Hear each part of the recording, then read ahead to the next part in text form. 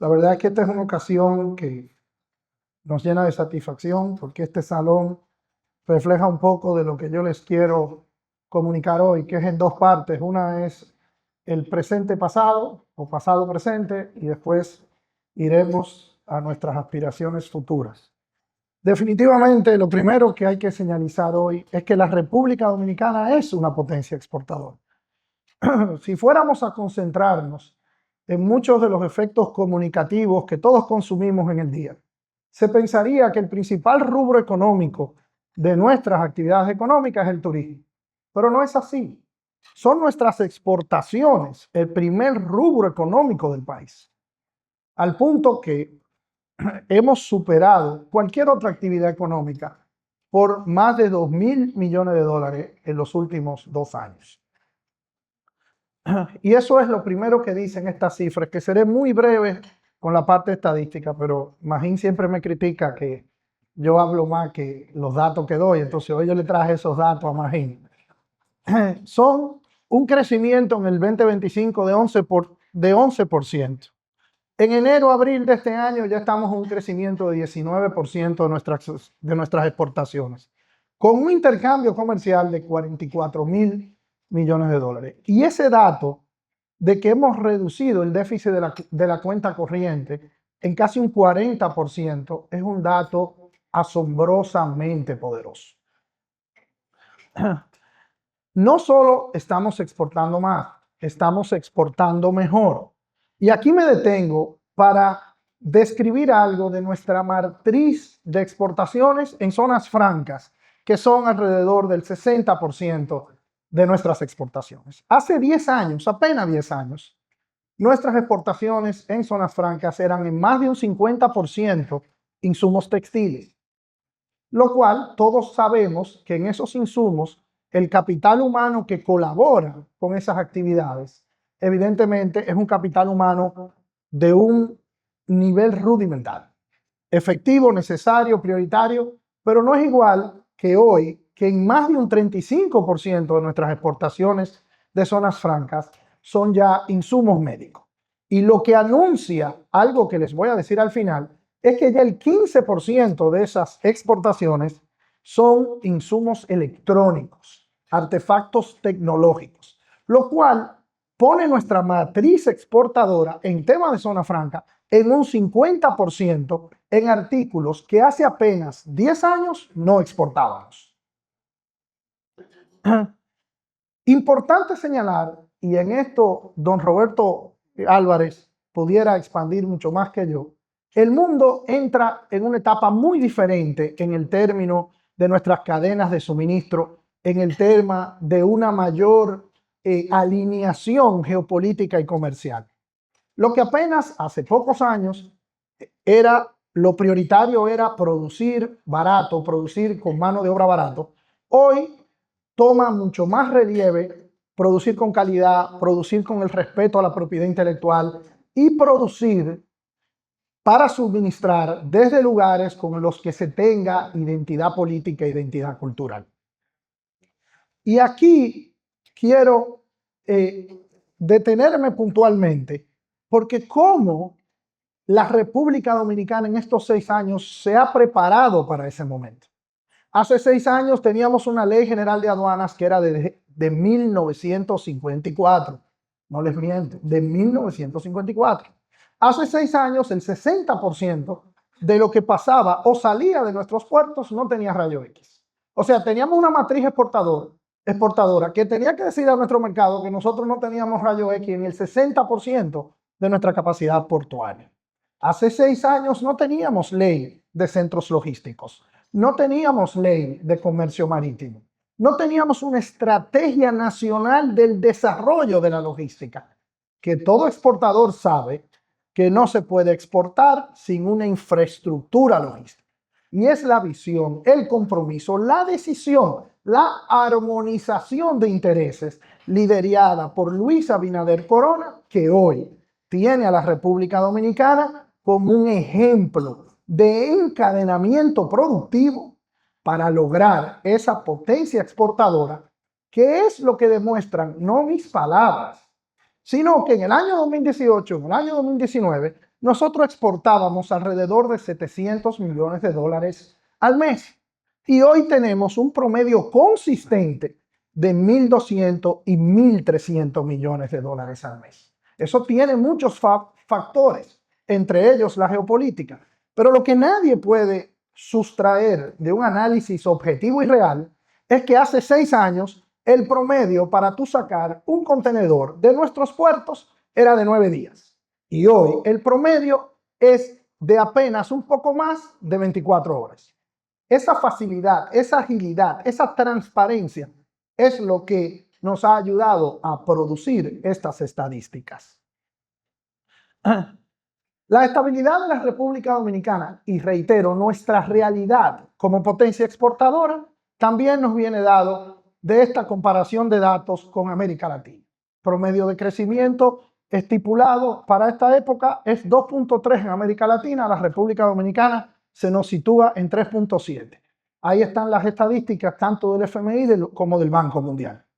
Eso es también lo que ha generado que en el año 2018 o 2019 nosotros hubiéramos recibido como estadística para la inversión extranjera directa alrededor de 2.500 millones de dólares. Sin embargo, en el año 2025 fuimos electos por los inversionistas del mundo con más de 5.000 millones de dólares de inversión extranjera directa en nuestra economía. Porque la estabilidad también exporta, en el sentido de que nos vende como una sociedad que le da la bienvenida a esas inversiones para que desde aquí se exporte, para que desde aquí se produzca. La confianza internacional nos tiene de esta manera con las clasificaciones de riesgo Fitch, S&P y Moody's, que en un ámbito donde todas nuestras economías del área, por las consecuencias de la pandemia, por la incertidumbre política, han perdido clasificaciones. La gestión macroeconómica que ha liderado la administración Abinader, primero con Hochi y ahora con Magín, que le ha tocado una parte muy interesante al hermano Magín, nos mantiene como un imán de confianza para todo el continente. La realidad logística del país. Tenemos 8 aeropuertos internacionales, tenemos 18 puertos y tenemos ese poderío que describió Karen en su participación cuando decía que somos el segundo país con más conectividad marítima, porque nadie duda de nuestra conectividad aérea. Nosotros tenemos más vuelos directos hacia Europa y Estados Unidos de lo que tiene Brasil, de lo que tiene Argentina, de lo que tiene Colombia, de lo que tiene Chile. Yo recuerdo que ese dato estadístico que fue parido en un estudio que hicimos en conjunto, AmCham DR y la Dirección General de Aduanas de ese momento, cuando ese dato estadístico nosotros lo vimos, yo recuerdo que cuando se los expusimos al presidente Abinader, abrió los ojos así, al principio estuvo incrédulo. Pero la conectividad aérea de la República Dominicana no tiene parangón. En un mundo donde ya la carga es cada vez más aérea que marítima por el auge de la tecnología y del comercio por Internet. Ese dato ya se los compartí, son el 60% de nuestras exportaciones están en el renglón de zonas francas. Eso era lo que le decía del 34% de los insumos médicos. Y algo importante, que por eso comencé con el dato de que el principal rubro económico de nuestra economía son las exportaciones y no el turismo. Porque una economía robusta tiene que diversificarse. Y en nuestras exportaciones estamos haciendo el trabajo para eso. Fíjense cómo en esos 3 renglones, solo la Unión Europea, Centroamérica y Reino Unido, en todas hemos subido en nuestra exportación hacia ellos, porque tenemos como estrategia promover, diversificar, empujar, que tengamos cada vez menos dependencia con ningún mercado en específico. Por eso hemos hecho esfuerzos. Yo estuve en el mes de agosto en la India trabajando y quiero aquí detenerme para felicitar la labor que hace la Cancillería, puesto que yo que fui diplomático en el año 2000, y que hoy tenemos una Cancillería que promueve nuestras exportaciones, que promueve a través de un programa muy novedoso, que son nuestros agregados comerciales en cada una de nuestras legaciones diplomáticas. Yo creo que una de las cosas que puede salir de este almuerzo es hermanar ese esfuerzo con cada uno de sus productos, con cada una de sus exportaciones, para que trabajemos aún más unidos en la promoción del país.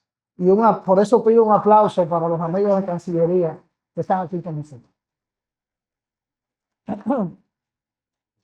El siguiente salto, y aquí voy a la segunda parte de esta disertación, y en la que estoy casi seguro me voy a meter en problemas.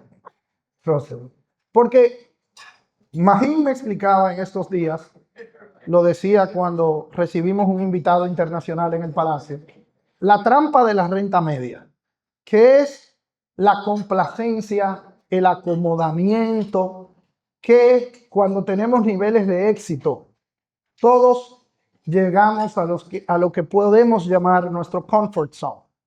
Si lo estamos haciendo bien, si estamos ganando plata, si estamos exportando mucho, bueno, pues lo que hay es que tratar de que el barco no se mueva mucho y seguir adelante. Sin embargo, los retos que se le presentan a la República Dominicana no son simples, no son fáciles, no vamos a borrar la realidad de nuestros vecinos, no vamos a borrar la realidad de que vivimos en un contexto internacional donde hay grandes niveles de incertidumbre. Tampoco vamos a borrar el hecho de que a pesar de todas las ventajas que nuestra economía puede exhibir y que a pesar de todos los logros que la administración Abinader puede comprobar, no es mentira que a nuestra sociedad le quedan grandes bolsones de pobreza, le quedan grandes oportunidades de mejora, le quedan grandes reformas estructurales que tienen que ser consensuadas.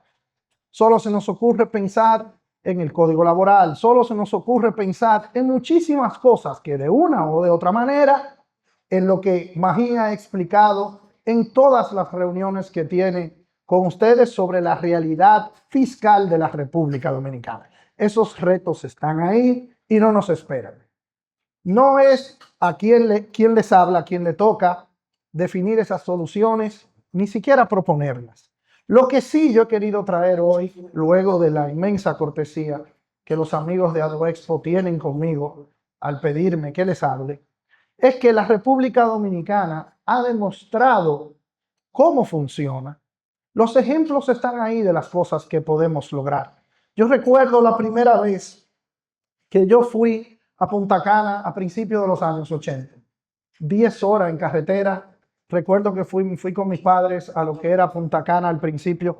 El hotel no tenía aire acondicionado, los mosquitos no nos dejaron dormir. Eso era imposible. Pero hubo una visión, hubo una decisión acompañada de una serie de políticas públicas. De la misma manera podemos pensar en nuestras zonas francas, cómo empezaron de una manera, cómo cayeron prácticamente en el olvido, cómo regresaron y hoy son auge de tecnología y estamos a punto de traer la industria de semiconductores al país. Este viernes tenemos una reunión muy importante en ese sentido. Ahí están las pruebas. ¿Qué necesitamos? Necesitamos el ejemplo que yo recuerdo que dimos cuando la primera reunión que nosotros sostuvimos para llevar la capacidad de rayos X, que a su vez aumentaba nuestra capacidad exportadora, que a su vez nos ponía en mejores niveles de competitividad, que a su vez reducía la burocracia. Y en esa primera reunión, todos nos dijeron que no. Primero, no estaba en presupuesto comprar los rayos X, que eran como 10 millones de dólares, y había que llevarlo a la ley de compra y contrataciones. Segundo, había un litigio que tenía más de 20 años en diferentes tribunales donde los concesionarios no lo permitían. Y en esa primera reunión, que siempre agradeceré a los ejecutivos de Jaina International Terminal, que después de mucho hablar y de mucho discutir, nosotros surgimos con la idea, pero si ustedes lo donan, los rayos X, podemos brincar el tema de la ley de contrataciones públicas. Y esa donación de algún modo puede ser compensada con algunos niveles fiscales. Y después hablamos, aquí está Ricardo de los Santos, el presidente del Senado, uno de los problemas que teníamos era con los los sindicatos de transporte, que había que moverlos de un parqueo al otro porque el espacio de los rayos X. Bueno, un lío. Y con el liderazgo de Ricardo, que en ese momento todavía no era presidente del Senado, pero ya era presidente de FENATRADO, salimos a camino con un acuerdo con ella. Y con el liderazgo del presidente Abinader pudimos superar el tema judicial llevándolo a un arbitraje. Y de esa manera, en apenas un año y medio, incrementamos la capacidad para que el país en un 96% de lo que entra y sale de sus costas lo vigilen los rayos X. Entonces, ¿cuál es el mensaje? Tenemos que atrevernos, tenemos que colaborar con el sector público y el sector privado. Y ustedes en el sector privado, y con esto termino, ustedes en el sector privado tienen que asumir el liderazgo de las grandes transformaciones del país.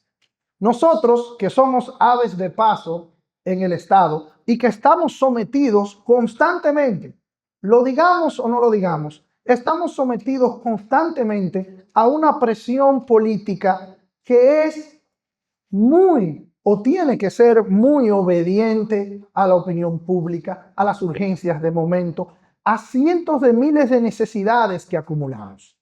El dirigente del Estado tiene que estar todo el tiempo atento a cientos de urgencias. Por esa razón, en el ambiente democrático que vivimos hoy, en el ambiente de transparencia que vivimos hoy, en el ambiente que yo, para subirle el sueldo a un gerente en el Ministerio de Industria y Comercio, tengo que mandarle 4 cartas al ministro de Administración Pública, Sigmund Freud, que está aquí. En ese ambiente, el sector privado tiene que asumir el liderazgo estratégico. Ustedes son los que tienen que salir a buscar a Silicon Valley las empresas que van a traer semiconductores aquí. Ustedes son los que tienen que invertir en las relaciones públicas necesarias para que el tejido social pueda soportar una mina en San Juan de la Maguana, o para que el tejido social pueda soportar una subida en cualquiera de los tributos necesarios para poder paliar el gran hoyo fiscal que la crisis de hidrocarburos nos está generando. Se necesita el liderazgo del sector privado para poder apoyar lo que esté bien hecho, para poder apoyar los planes a largo plazo. Ustedes no se imaginan lo difícil que es, por ejemplo, promover la carrera administrativa en la Cancillería o promover un real acuerdo para promover el país en nuestras zonas francas a través de Adozonas. Todo eso requiere el liderazgo del sector privado. Y termino diciendo que desde Israel, que celebraba su independencia ayer, o a cualquiera otro de los tigres del Asia que tienen experimentos económicos exitosos con poblaciones numéricamente parecidas a la nuestra, el proceso de Taiwán o el proceso de Singapur, todas coinciden en algo importante: un sector privado que lideró, que acompañó las políticas públicas meritorias, que abrazó los liderazgos que son visionarios. Y aunque esto parezca parcial, voy a abusar de la confianza con ustedes para decir que en Luis Abinader tenemos una ventana de oportunidad que quizás va a ser difícil volverla a abrir. Tenemos un presidente que entiende la dinámica del sector privado, que la comprende, que la impulsa y que está dispuesto a hacer lo que tenemos que hacer para una planificación estratégica, como lo demuestra la iniciativa 2036, que muchos de ustedes son parte de ese comité. Pero no podemos hacerlo solos. Necesitamos, por encima de todo, el acompañamiento del sector privado, el liderazgo del sector privado, el compromiso del sector privado y, por encima de todo, la paciencia y la resiliencia del sector privado. Para nosotros, para mí, es un alto honor haberles podido mostrar la realidad de la República Dominicana como una potencia exportadora, que yo les puedo decir a ustedes que ojalá ustedes vieran por un anillo o por una hendidura de una puerta cómo se nos trata a nosotros en Bruselas, en Washington. En donde quiera que vamos, la República Dominicana es una historia de éxito. Vamos a creérnoslo, vamos a asumirlo, vamos a defenderlo, vamos a colaborar juntos para que la República Dominicana sea un faro de luz en el Caribe, sea un ejemplo en Latinoamérica y que esta generación de dominicanos y dominicanas sea la que pase a los libros de historia como la generación que encontró a la República Dominicana siendo una economía de renta media y la entregó siendo una economía de renta plena. Muchísimas gracias y que Dios nos bendiga.